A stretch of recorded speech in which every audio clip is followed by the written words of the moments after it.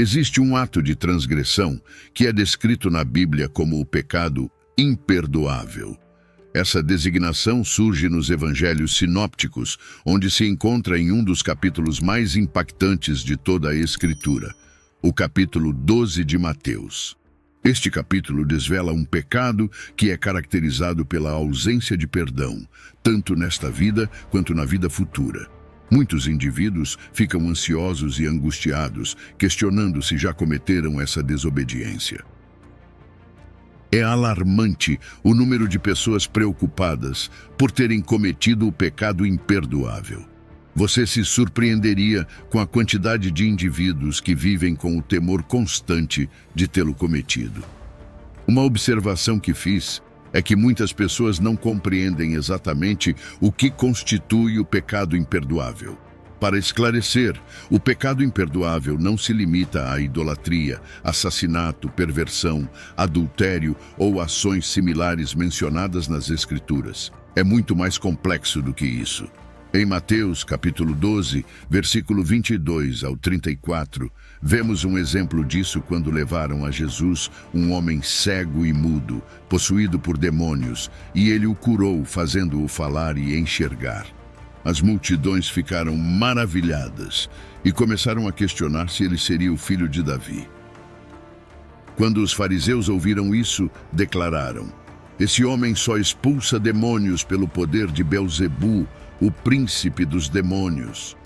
Mas Jesus, conhecendo seus pensamentos, disse-lhes: "Todo reino dividido contra si mesmo será arruinado, e toda cidade ou casa dividida contra si mesma não prevalecerá.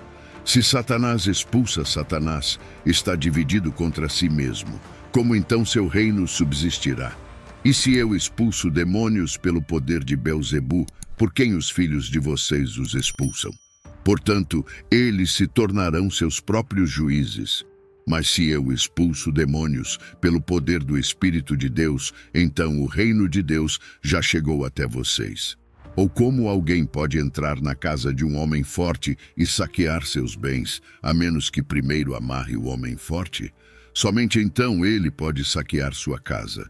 Aquele que não está comigo está contra mim, e quem não está reunido comigo se dispersa. Portanto, eu lhes digo que todo pecado e blasfêmia serão perdoados para os homens, mas a blasfêmia contra o Espírito não será perdoada.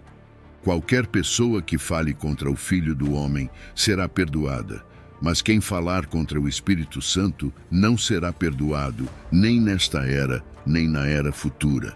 Pois a árvore é conhecida pelos seus frutos. Raça de víboras como vocês, que são maus, podem falar coisas boas, pois a boca fala do que o coração está cheio. É relevante observar o contexto em que Jesus discute o pecado imperdoável. Ele não está dirigindo suas palavras para os crentes, mas sim a um grupo de incrédulos, os fariseus. A maneira como eles cometeram esse pecado foi atribuindo as obras de Jesus ao diabo. Mateus, capítulo 12, versículo 24. Quando os fariseus ouviram isso, afirmaram que Jesus só expulsava demônios pelo poder de Belzebu, o príncipe dos demônios. É notável que em nenhum momento mencionaram o Espírito Santo. Eles não proferiram conscientemente nenhuma palavra contra o Espírito Santo. O que fizeram foi atribuir a obra realizada por Jesus Cristo ao poder de um demônio, quando na verdade Cristo realizou essa obra pelo poder do Espírito Santo. Em outras palavras, essas pessoas olharam para as obras de Jesus e afirmaram que eram realizadas pelo trabalho de um demônio, quando na verdade eram o resultado do poder divino do Espírito Santo. Eles estão negando a influência do Espírito Santo que opera através de Jesus Cristo. Em essência, estão rejeitando a verdade de que Jesus é o Filho do Deus vivo e, por conseguinte, estão rejeitando a própria salvação. Será que um cristão pode cometer tal ato?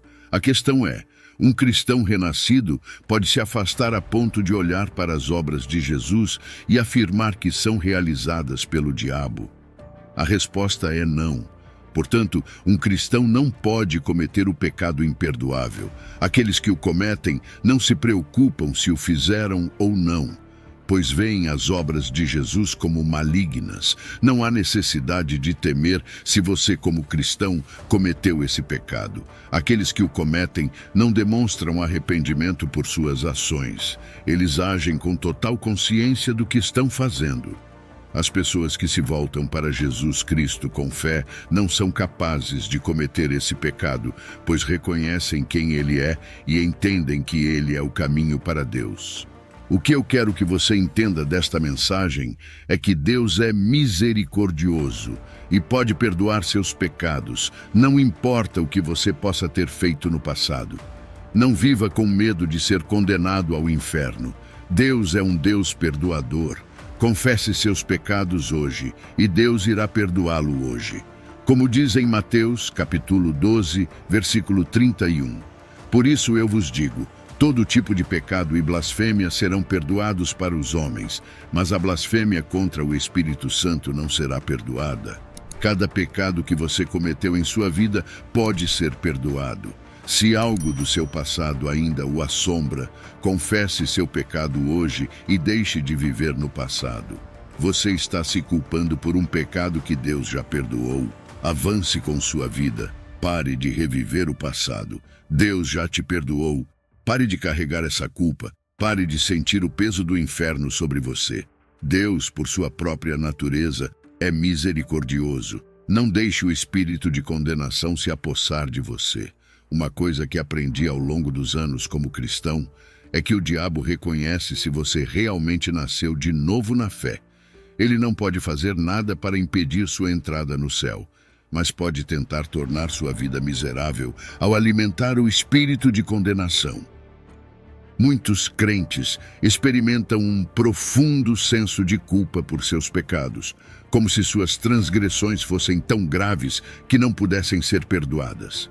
No entanto, é importante entender que Deus não está irado com você se você é seu filho. Ele não mantém o castigo eterno pendurado sobre nós. Pelo contrário, Ele nos ama e zela por nós. Todos nós nascemos com a natureza pecaminosa e a consequência do pecado é clara. No entanto, graças a Deus, temos um Salvador que veio especificamente para os pecadores, incluindo você e eu. Ele pagou o preço completo pelos nossos pecados. Jesus veio para resgatar os pecadores e nós todos nos incluímos nessa categoria. Portanto, hoje, eu encorajo você a abandonar seus pecados e confessá-los ao Senhor para que você seja abençoado. Deus é misericordioso e perdoador. Ele não guarda rancor como os homens. Confesse seus pecados, arrependa-se de seus caminhos e seja abençoado pelo Senhor. Lembre-se das palavras de Romanos, capítulo 4, versículo 7. Bem-aventurados são aqueles cujas transgressões são perdoadas e cujos pecados são cobertos.